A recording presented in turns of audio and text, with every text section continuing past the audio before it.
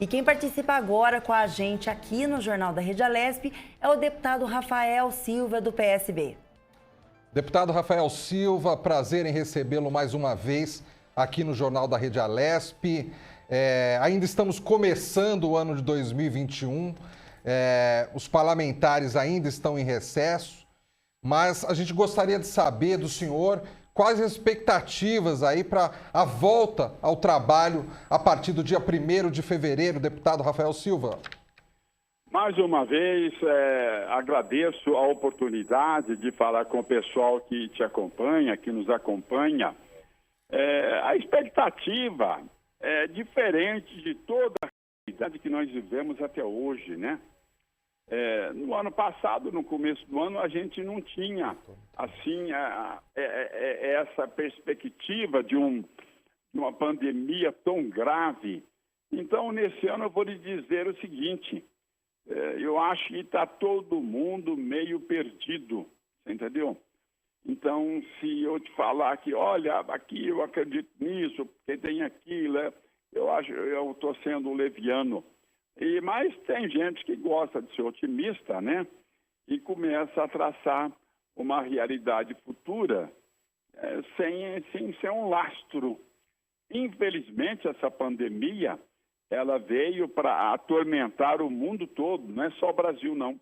O Brasil tem uma situação diferente um pouco, porque nós temos algumas pessoas aqui que achavam que ia ser uma gripezinha, que tem que enfrentar, aquele que não enfrenta é marica, né? Então, e o Brasil não se preocupou com a vacina, apenas isso. Nós vamos demorar mais tempo, porque mais de 50 países já estão utilizando a vacina, o Brasil ainda não está. Nós vamos demorar mais tempo. Quanto? 2 meses mais, vamos perder 2, 3 meses. As principais empresas que produzem vacina já não têm condições de atender o Brasil, porque na hora que eles propuseram o atendimento, o Brasil não quis. Então, a única diferença é essa, que nós vamos demorar mais do que os outros. Boa tarde, bom dia, né? Mais uma vez, a gente agradece a participação do senhor aqui no Jornal da Rede Alesp. Eu queria saber do senhor qual é o seu posicionamento referente ao governo do estado de São Paulo. O senhor acha que ele vem tomando as medidas plausíveis aí para conter a Covid-19? Bem, mas ele é limitado, né? Porque existe uma realidade que não é estadual, uma realidade nacional.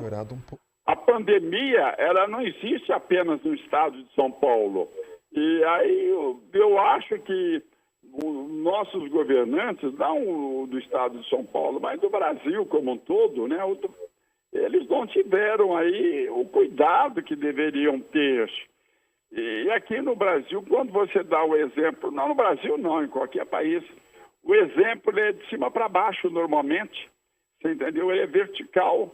O horizontal, ele demora para pegar. O exemplo horizontal, a mensagem horizontal, ela é lenta. Agora, vertical, quando você tem meio de comunicação para atingir o povo, e você acha que não deve usar máscara, você acha que se tomar vacina vai ter problema, você entendeu? Aí a população acaba entendendo dessa forma. Você forma a consciência do indivíduo através da informação. E aí o que acontece? Você passa a ter o desrespeito àquelas necessidades de se preservar a vida. E aí piora tudo. Ligado a isso também o transporte coletivo. No primeiro momento, todo mundo aglomerado, empelotado ali, sem a máscara. Quer dizer, então a transmissão começou e se democratizou. Por quê? Porque ela foi para todos os cantos. Agora, por parte do governo do estado de São Paulo, o governador está fazendo o que é que ele pode fazer. Ele está preocupado com a vacina, entendeu? Isso daí não deveria ser uma preocupação estadual, deveria ser federal, mas é muito importante o que está sendo feito aqui. Por quê? Porque mexe com o Brasil como um todo, mexe com outros estados e com a administração central. Ou seja, o governador está fazendo a parte dele e tentando implantar essa vacina, ele vai está mexendo com o brio também de outros níveis de governo. Deputado Rafael Silva, uma preocupação que eu tenho é com a desobediência de alguns municípios em relação ao Plano São Paulo, em relação às orientações do governo estadual. Tem município que acha que deve fazer diferente, mesmo o governo do estado dando uma orientação para agir de uma forma, o município quer agir de uma forma diferente. Essa falta de coesão, às vezes, nas medidas tomadas, pode colocar tudo a perder, na sua opinião? Pode. O Brasil hoje ele passa por essa realidade. Por quê? Porque não houve assim uma providência centralizada de cima para baixo. Não houve. Quando você tinha, eu não sei se você se lembra do Mandetta, ministro, ele tinha uma mensagem bonita de trabalho, de vontade. Aí acharam que ele estava querendo aparecer muito. Então vamos mandar ele embora, porque quem manda não é ele. Ele aqui tem que cumprir ordens. Então nós não tivemos no Brasil a preocupação de cuidar desse assunto com aquela seriedade que deveria ter sido aplicada. E aí, então, os estados ficam perdidos, o Supremo Tribunal Federal, de forma correta, passou para estados e municípios a iniciativa. Por quê? Porque tem um ditado antigo que fala: na casa onde falta pão, todo mundo briga e ninguém tem razão. Então, na casa onde falta liderança, você passa a ter esse problema. A população passa a não respeitar como deveria e tudo se complica. Nós tivemos o exemplo disso nos Estados Unidos, a nação mais rica do mundo, e, no entanto, eles estão batendo recorde de mortos, né? Estão batendo recorde. Por quê? Porque tiveram um presidente lá, um tal de Donald Trump, que para mim não é Trump, é tranca, é uma tranqueira. Você entendeu? Ele não agiu como deveria ter. Aliás, não está agindo até agora. Ele perdeu a eleição, não aceitou. Ele não foi um líder para poder levar para frente um trabalho mais sério com respeito à pandemia. Então a nação ela pode ser rica, pode ser poderosa, mas se a liderança não age de forma correta, você passa a ter esse problema se agigantando por todos os cantos. Entendeu? Infelizmente, é uma triste realidade. Deputado, a gente sabe que a base parlamentar do senhor é Ribeirão Preto. E falando de vacina, como é que está a situação de Ribeirão Preto? Ela já recebeu lotes do governo para iniciar a vacinação no dia 25? Não. Aí existe uma programação aqui que eles fizeram, daquela programação ditada pelo governo do estado, né? E isso daí vai ser importante. Quer dizer, muita gente fala, mas é a vacina chinesa? Aqui nós temos essa.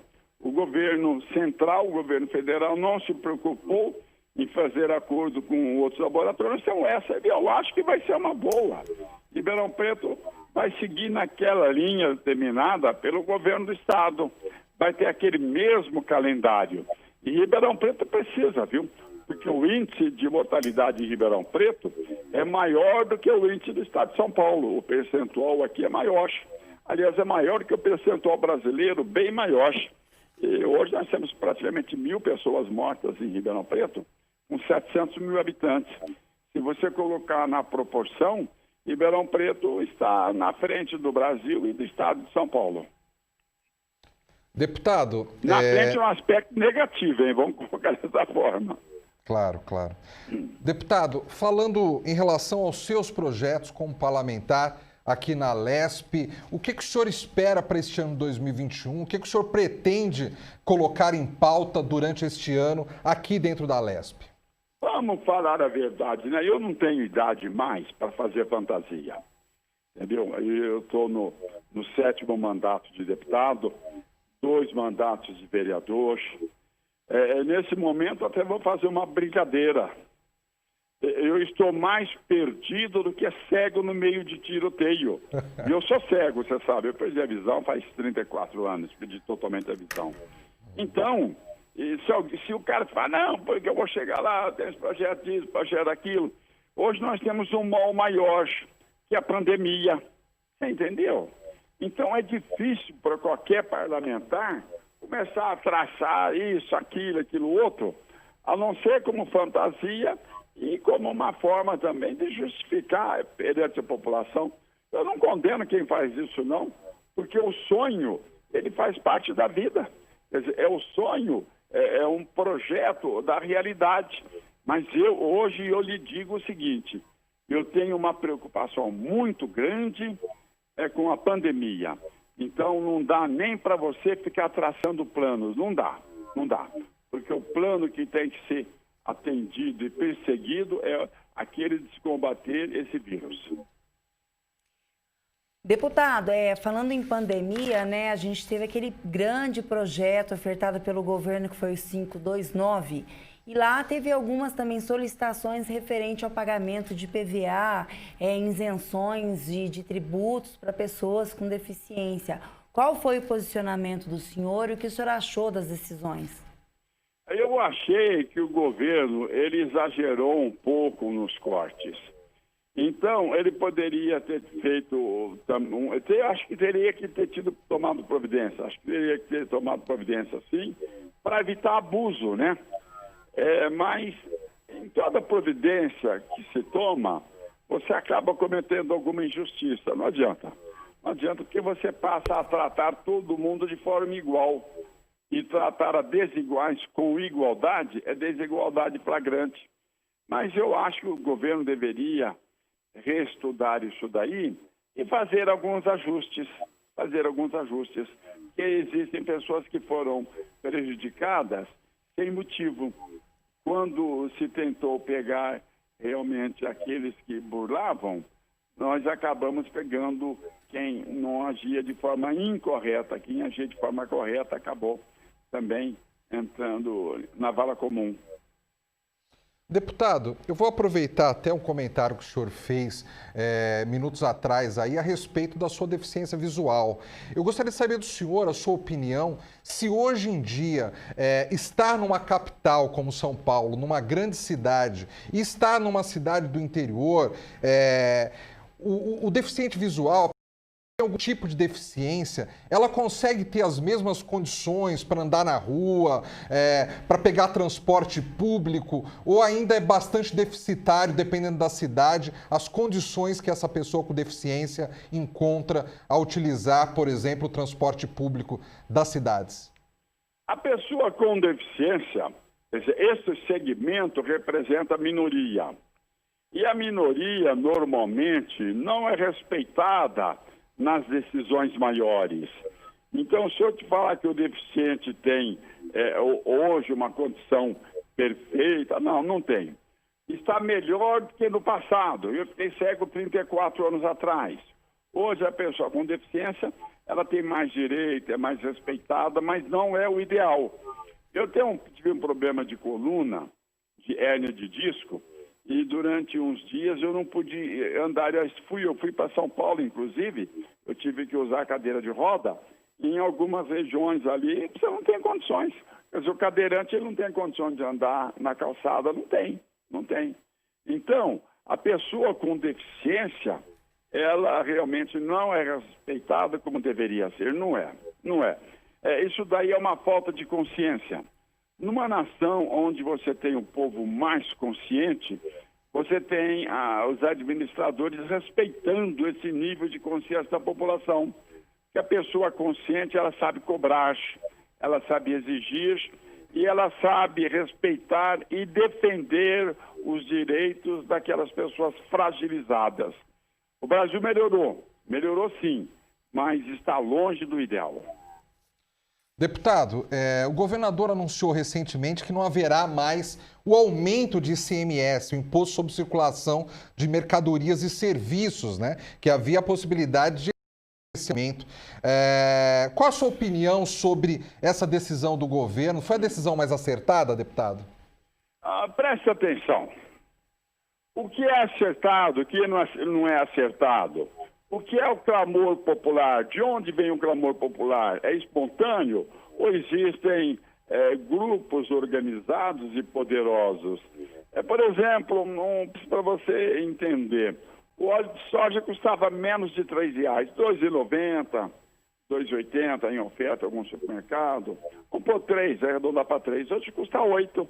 ele teve um aumento de mais de 100%. O arroz teve mais de 70% de aumento. E daí por diante. Agora, se você falar, olha, eu vou jogar 3%, 4% de imposto, porque o Estado está em situação difícil, você vai ter os grupos organizados brigando, porque agora vai aumentar tudo. Aí o que aumentou? Aumentou antes e não teve aumento de imposto. Agora o Brasil tem uma carga tributária muito forte. Acho que o Brasil ele tem que passar por uma reforma administrativa, uma reforma tributária, uma reforma de consciência. O Brasil precisa realmente de muitas mudanças. Mas tudo isso é complicado porque você tem tudo diferente aqui. O Sul é diferente do Sudeste, o Sudeste é diferente do Norte, do Nordeste, do Centro-Oeste. Então, realmente, olha, é complicado. Administrar um país como o Brasil é algo muito complicado, porque as necessidades de um lugar não são as mesmas de outros. Quer dizer, as necessidades de um segmento são diferentes daquelas de outros segmentos. Então, é muito complicado mesmo. O deputado, tudo que o senhor acabou de falar, qual que seria a posição que o senhor dá hoje para o Estado de São Paulo? O senhor acha que ele está sendo bem administrado? Com esse pacote, que na minha outra pergunta eu falei para o senhor sobre o projeto 529, que foi intitulado como uma reforma administrativa e tributária do Estado para conter a pandemia, isso foi suficiente para a gente poder dar um engate aqui para 2021? Ou o senhor acha ainda que teremos muitos problemas ainda pela frente? Olha, o Estado de São Paulo, ele sempre teve uma administração, até é desagradável falar isso, né? Melhor do que de outros estados, que da maioria dos outros estados. O estado que teve a administração mais com o pé no chão. Hoje, se perguntar, hoje também. É um estado que tem mais controle das coisas. Mas esse 529, eu entendo que ele deveria ter merecido uma outra discussão, uma discussão mais ampla. E você promover algum tipo de reforma agora nesse estado de pandemia é complicado. E a reforma também, já é um ponto estratégico, ela não pode ser feita de forma muito ampla, não. Você tem que fazer por conta gota, entendeu? Setorizar. E mesmo setorizando, hoje você tem segmentos fortes, organizados. Então, qualquer reforma que você fizer, você vai ter muita dificuldade para implantar. Não tem nem dúvida. Deputado Rafael Silva, eu quero agradecer a sua presença aqui no Jornal da Rede Alesp. Eu agradeço a oportunidade e quero mandar uma mensagem, né? Se bem que minha voz é pequena diante dessa realidade nacional. Nós temos que entender que a vacina é muito importante. Quer dizer, é um problema aí científico, não é político. E a Anvisa deve procurar colaborar para que o Brasil não perca muito mais tempo, muito mais do que perdeu até agora, né? Porque ninguém tem o direito de condenar uma boa parte da população à morte.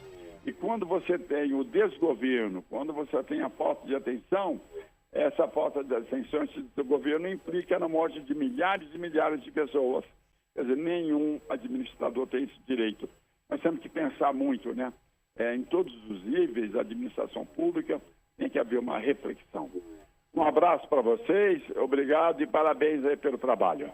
Obrigada, deputado, e tenha uma boa tarde. Boa tarde, deputado. Com certeza que o deputado falou, não tem dúvida, né?